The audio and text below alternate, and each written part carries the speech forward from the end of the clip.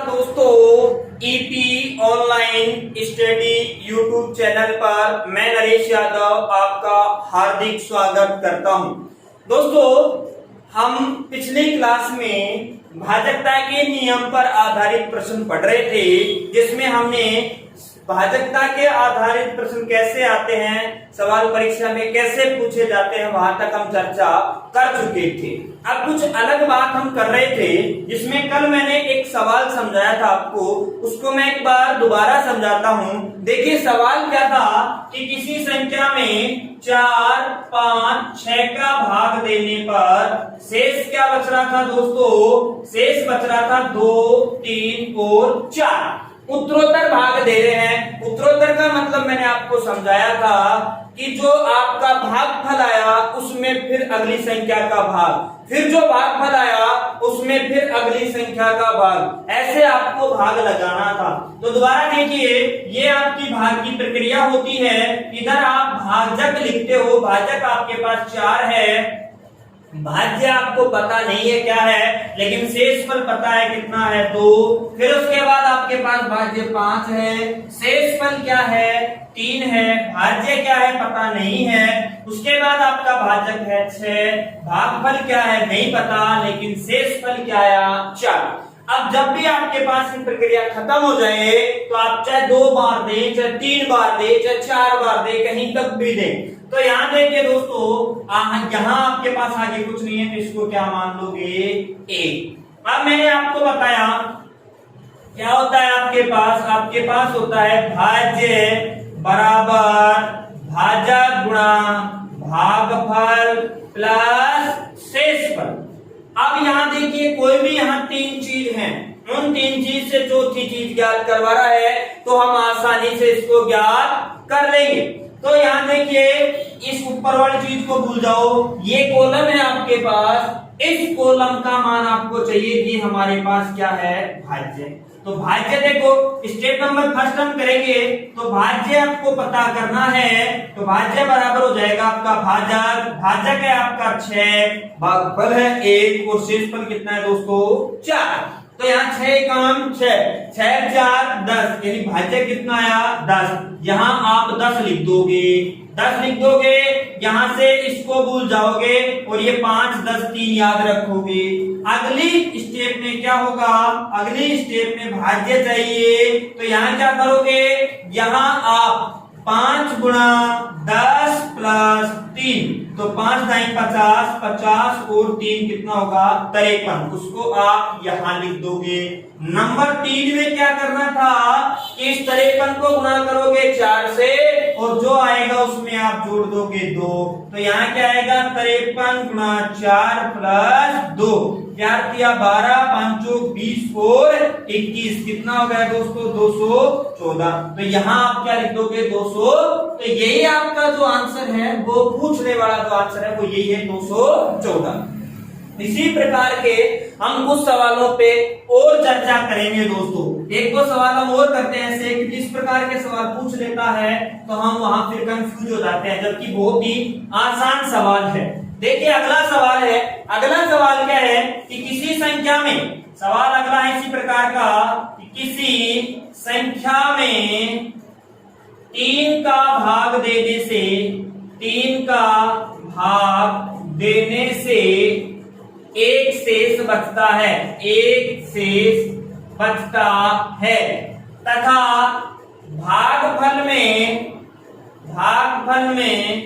2 का भाग देने से, 2 का भाग देने से एक शेष बचता है, भाग देने से एक शेष बचता है।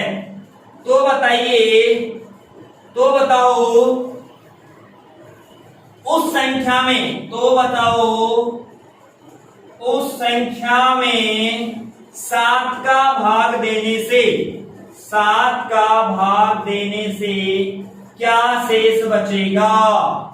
क्या शेष बचेगा? देखिए दोस्तों, पहले तो आपको वह संख्या चाहिए, और वह संख्या जब आपके पास आ जाएगी तो उसमें आप 7 का भाग लगा दोगे।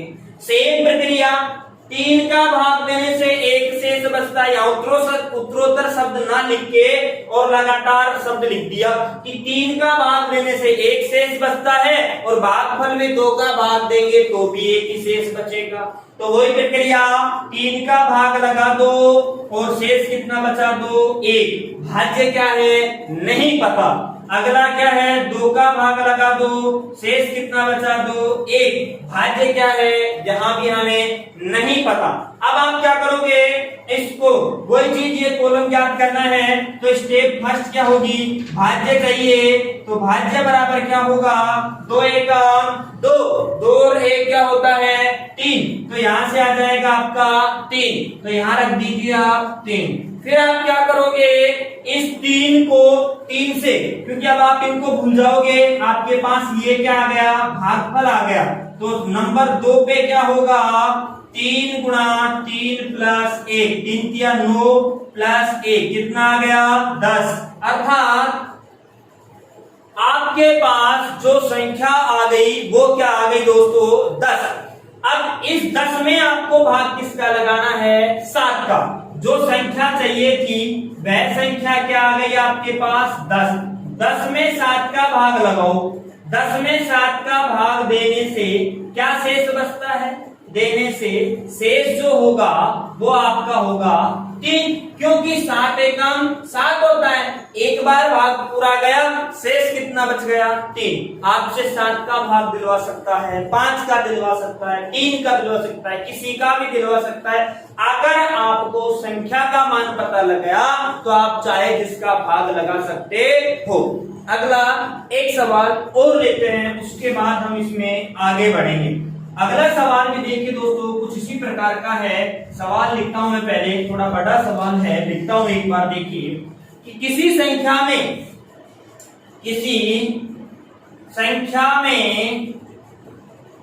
उत्तरोत्तर 9, 11 व 13 का भाग देने से क्रमशः 8, 9 व 8 शेष बचते हैं। 8 शेष बचते हैं तो उस संख्या में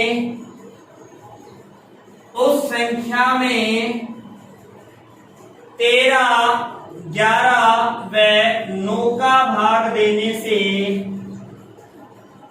क्या शेष बचेगा, क्या शेष बचेगा, ये आपसे पूछा गया।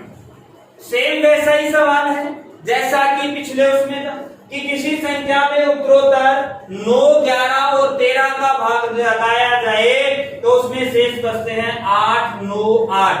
तो उस संख्या में 13, 11 व 9 का भाग देने से क्या शेष बचेगा, ये आपसे पूछ रहा है। तो देखिए दोस्तों, क्या शेष बचेगा, वही प्रक्रिया कि आपने देखा यहाँ 9 है, 9 में भाग लगाया, 9 का भाग लगाया किसमें पता नहीं है, शेष क्या बच रहा है 8। फिर आपने क्या किया, जो भागफल आया उसमें भाग लगाया 11 का, लेकिन भागफल कितना आया हमें पता नहीं, शेष कितना है 9। फिर 13 का शेष कितना आया 8। हमें यह संख्या दोस्तों पता नहीं है। यहां जब आपको मैंने पहले बताया आगे कुछ नहीं बता तो क्या मान लेंगे, एक बार भाग पूरा जा रहा है।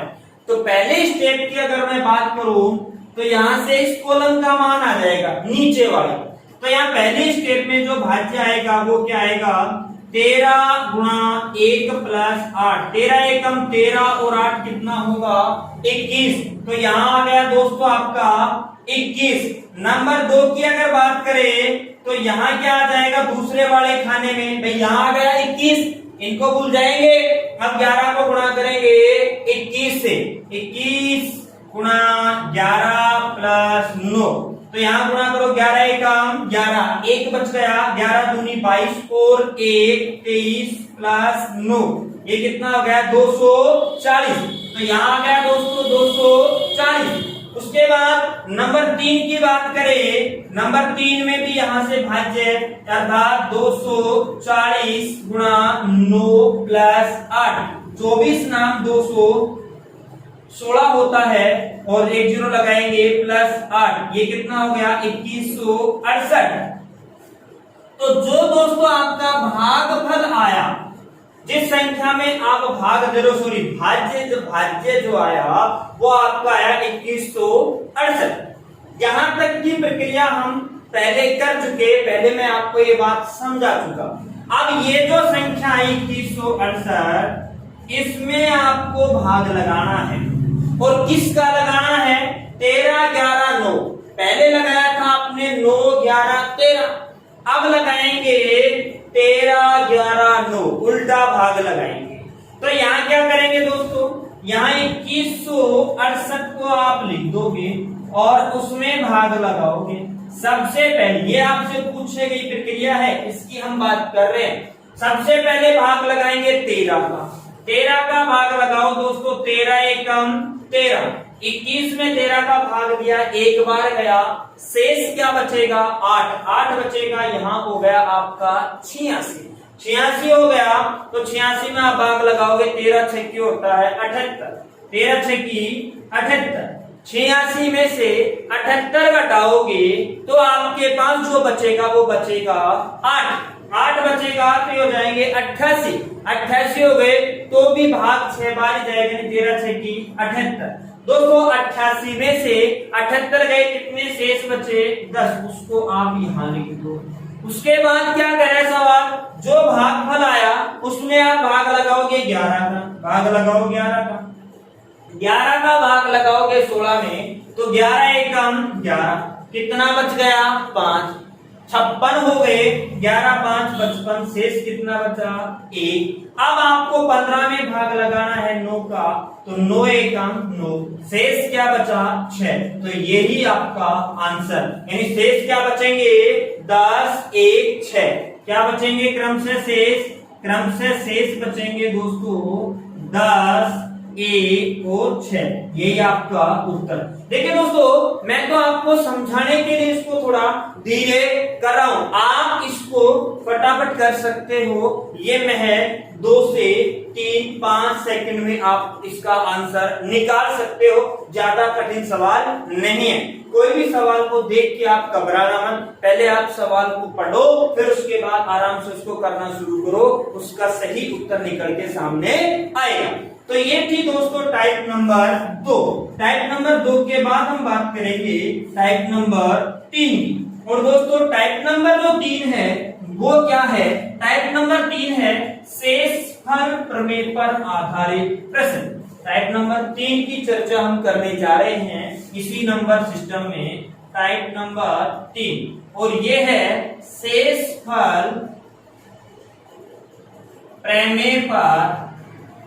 प्रमेय पर आधारित प्रश्न। ठीक, देखिए दोस्तों, शेषफल प्रमेय पर आधारित प्रश्न की हम बात करते हैं। तो शेषफल प्रमेय है क्या, पहले उसके बारे में, इसके बारे में मैं चर्चा कर चुका कि ये होता है भाज्य बराबर भाजक गुणा भागफल प्लस शेषफल, ये होती है शेषफल। तो इसका नाम, कई बार क्या होता है एग्जाम में सीधा पूछ देता है कि निम्न में से कौन सी शेषफल प्रमेय है। तो यहाँ भाज्य बराबर भाजक गुणा भागफल प्लस शेषफल, ऑप्शन आपको एक ये दे देगा, दूसरा भाजक इधर कर देगा, तीसरा भागफल कर देगा, चौथा शेषफल कर देगा, कुछ भी बदल देगा। तो आपको पता होना चाहिए कि जो भाज्य होता है वो भाजक गुणा भागफल प्लस शेषफल के बराबर होता है। अब देखिए इसका एक दूसरा नाम और है, ये इसका नाम क्या है, शेषफल प्रमेय। अब इसका दूसरा नाम और होता है, वो दूसरा नाम आप मुझे कमेंट करके बताओगे कि इसका दूसरा, कौन कौन इसके बारे में जानता है, कमेंट करके आप इसके बारे में बताओगे इसका दूसरा नाम क्या है। मैं इसका दूसरा नाम नेक्स्ट वीडियो में बताऊंगा, क्योंकि यहाँ अगर आपको बता दिया तो आप मेरे को ये भी पता लग जाएगा कि कौन कौन इस क्लास को सही ढंग से पढ़ता है और कौन कौन वैसे ही ऊपर से इसको पढ़ता है। दोस्तों जो सही तरीके से इस क्लास को पढ़ता है मन लगा के, मैं दावे के साथ कह सकता हूं कि कोई भी सवाल परीक्षा में यहां से बाहर नहीं जाएगा।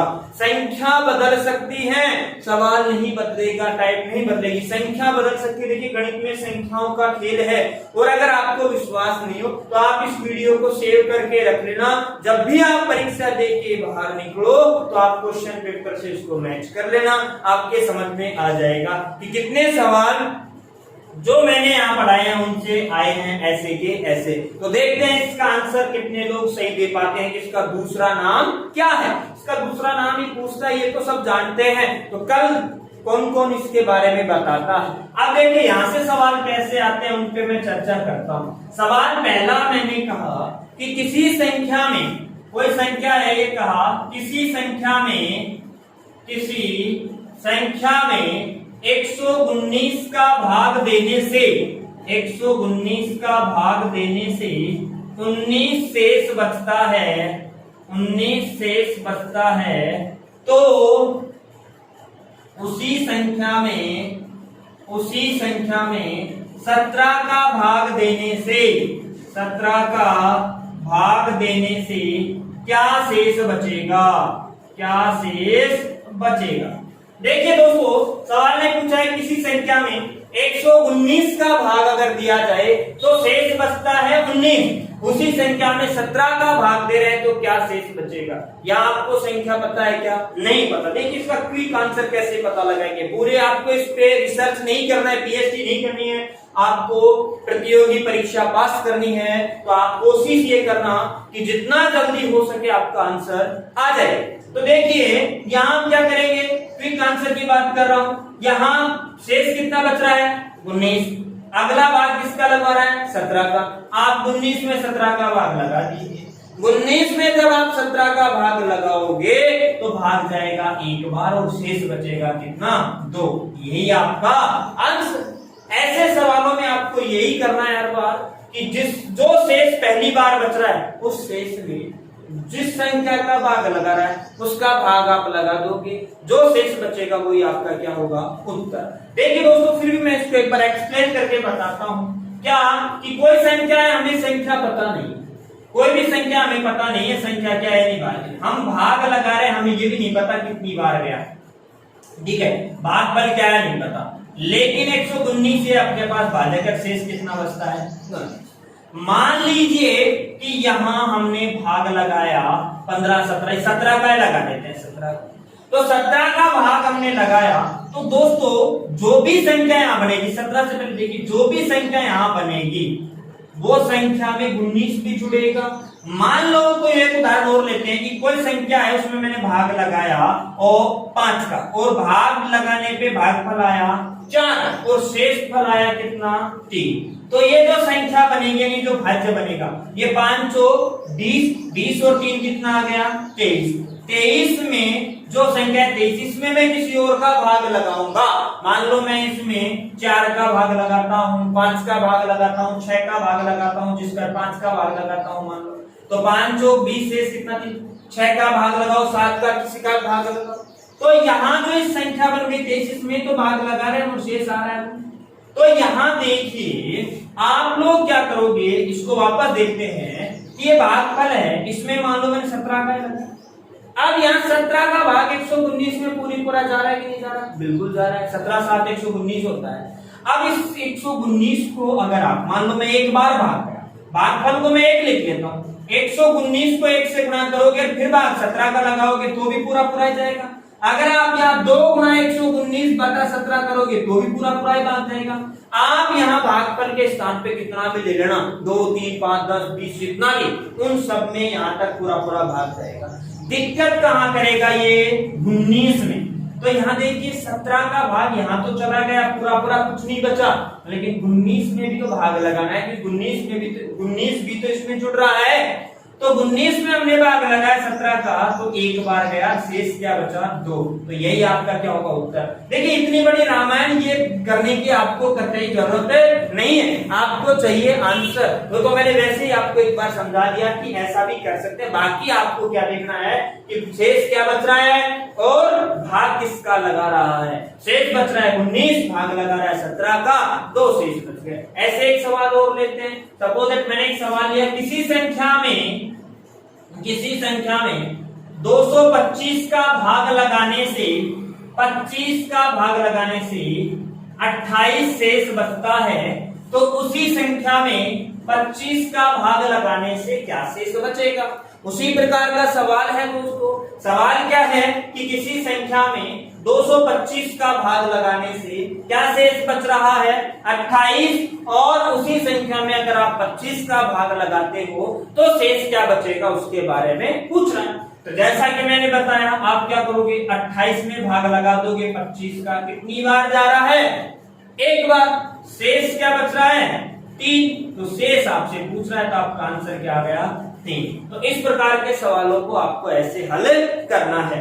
आगे बात करें कि आगे किस तरीके के सवाल हमारे से पूछे जाते हैं एग्जाम में। ऐसा सवाल अगर जब भी आ जाए तो आप क्या करोगे, सीधा सीधा यहाँ जो शेष है उसमें भाग लगा दोगे। अगला किसका भाग लगा रहा है, इसका। देखिए अगला जो सवाल है,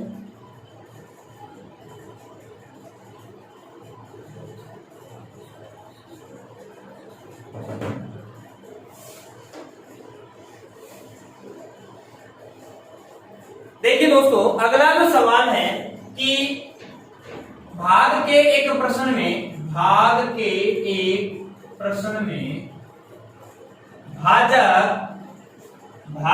का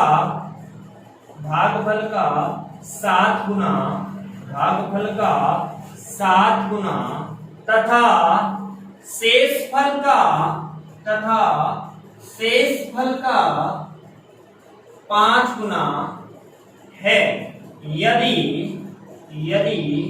शेषफल 25 हो तो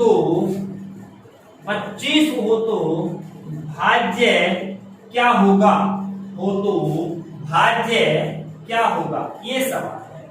देखिए दोस्तों, भाग के एक प्रश्न में भाजक भागफल का कितना गुना 7 गुना है और शेषफल कितना गुना है 5 गुना है। शेषफल का कितना गुना है, या देखिए थोड़ा सा, तथा शेषफल का कितना गुना है, यहाँ बीच में का शब्द है भाई, शेषफल का 5 गुना है। यदि शेषफल 25 हो तो भाज्य क्या होगा।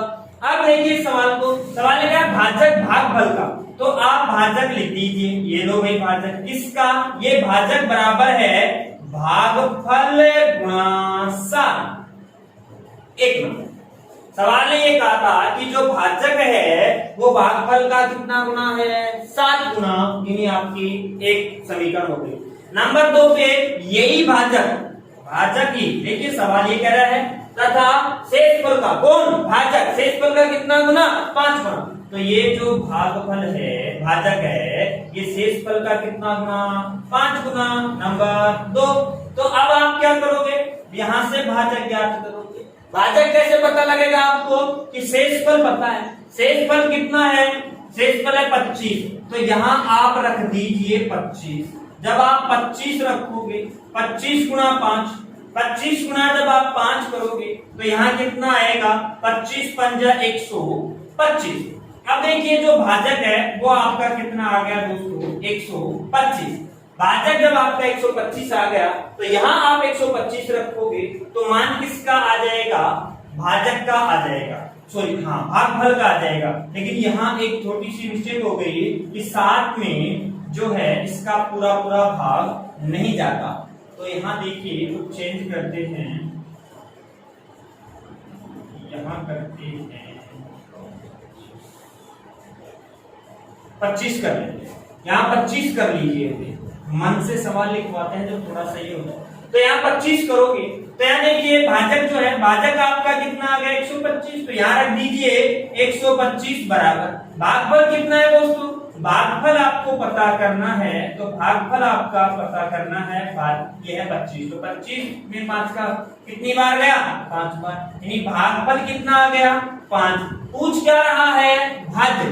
तो दोस्तों भाज्य बराबर क्या हो जाएगा, भाज्य बराबर हो जाएगा भाजक गुणा भागफल, भाजक गुणा भागफल प्लस शेषफल। ये प्रमेय मैं आपको लिखवा चुका।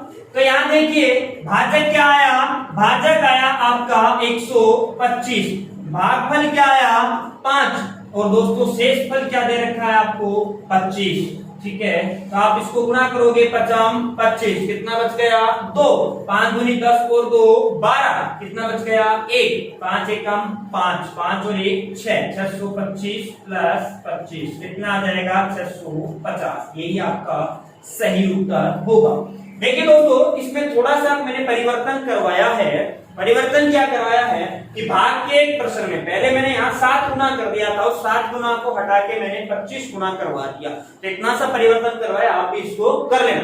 यहाँ क्या कहा है कि भाग के एक प्रश्न में भागफल भाजक भागफल का 25 गुना तथा शेषफल का 5 गुना, यदि शेषफल 25 हो तो भाज्य क्या होगा। तो यहाँ देखिए दोस्तों भाजक जो है पहली स्टेप, भाजक भागफल का कितना गुना 25 गुना, फिर भाजक शेषफल का कितना गुना 5 गुना। यहाँ आपको शेषफल का मान पता है कि नहीं है, बिल्कुल पता है, कितना है 25, यहाँ रख दीजिए 25 गुना 5 कितना आ गया 125। ये क्या आया भाजक, भाजक आपके पास आ गया दोस्तों 125। पहले वाले समीकरण में आप यहाँ रख दीजिए 125 भागफल गुणा 25, 25 पंजे 125, भागफल कितना आ गया 5। आपको चाहिए भाज्य, भाज्य बराबर क्या हो जाएगा, भाज्य बराबर हो जाएगा भाजक गुणा भागफल प्लस शेषफल। तो यहाँ 125 गुणा 5 प्लस 25 कितना आ गया 650। यही आपका आंसर। इसके बाद की बात करेंगे दोस्तों अगली क्लास में। धन्यवाद दोस्तों।